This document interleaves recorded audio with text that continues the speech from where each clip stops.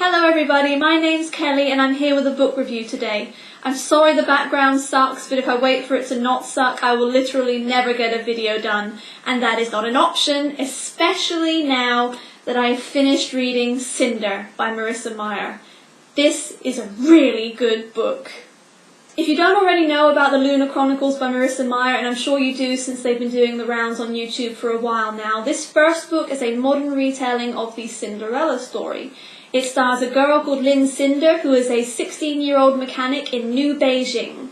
The story begins with Cinder at work one normal day at the market when who should walk into her booth but Prince Kai, who has a broken android he's very keen for her to fix.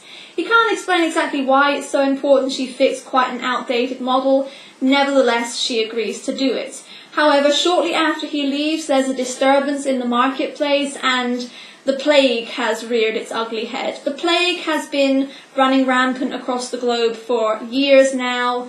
People die from it. There is no cure. If you get the plague, you do die, and thousands upon thousands of people have already died. But now it's really entered Cinder's life as her own younger stepsister gets the disease, and this is the one person in Cinder's family that she does like and who likes her in return. Although I have to say that no one in the family lifts a finger. Cinder does all the work. Cinder has a cyborg foot, and I'm guessing part of her leg is also cyborg, and she also has a cyborg hand. This happened in an accident when she was 11 or 12 that killed her parents and left her altered. She is now never able to forget the fact that she is different from everyone else, and she suffers from quite a lot of self-loathing because she hates her cyborg parts.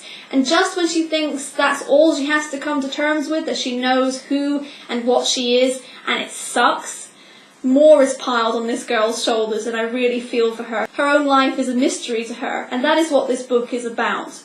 Who she is and where she comes from, and her role in the grander scheme of things, because there is a lot of conflict going on in this world. There is another planet, well, there's the moon, in fact, not another planet, there's the moon. People inhabit the moon, they're called Lunar, and they want war, I think. I think we have some war coming, and Cinder may well have a part to play in that. Prince Kai is a great character too, although I'm happy to say the romance element, though a great ingredient, is not running away with the plot. This is about Cinder and where she comes from. She believes she comes from Europe, that her stepfather, who adopted her there and brought her to her family, found her in Europe. But he contracted the plague while bringing her back, and he died soon after, so no one really knows much about her, and her stepmother has never bonded with her, nor she with her stepmother, and her older stepsister Peony. No, her older stepsister is called Pearl. I'm very excited about this. Marissa Meyer is a powerhouse of creativity and imagination. I really admire what she's done, because somehow this is a futuristic dystopian world with spaceships and robots, and yet because she is so cleverly woven in that oh so familiar fairy tale that all of us love and all of us are familiar with, this world doesn't feel too alienating. That's really special, I think. It did take me a few pages to get into this because my mind was sort of caught on the idea of, oh, robots, so much mechanical jargon, and then my mind jumped to science fiction, which I have difficulty with because I find it very sterile. And I don't know, I think I had a bit of resistance towards this in the beginning, but that disappeared, and then it swept me along in a great, wonderful story. The writing is very good, however it's also very unobtrusive. This is not a book that had me highlighting lots of different passages like Fangirl by Rainbow Rowell did. This is a book that made me want to get to the next page and the next page and the next page. I didn't want to be aware of the writing, and I would have been aware of it if it was bad, just as I would have been aware of it if it was too much purple prose, too much runaway metaphor. I'm talking to you, Tahara Mafi. It was just really good. It performed the function of progressing the plot, and the plot is something you want progressed. It is a wonderful book. I can't recommend it highly enough. I haven't written my review on my blog yet, but when I do I will tag it below.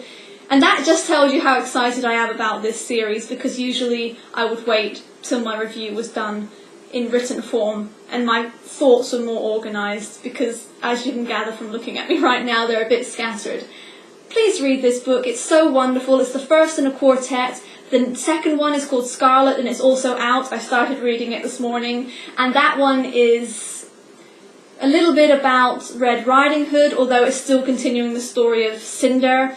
Number 3, Cress, is due out next month, and it stars a new version of Rapunzel, who is like a master hacker or something. It's so cool. And book 4, which I think is out next year, is called Winter, and it's going to be about Snow White and the Seven Dwarfs. But again, I'm pretty sure Cinder's thread will be weaving through them all. And you come to find out that she is a melting point of so many fractious aspects of this plot, and that makes her really special. I think I'm going to give this one 5 out of 5, not because it's perfect, which I sometimes myself confuse a 5 out of 5 star rating as being.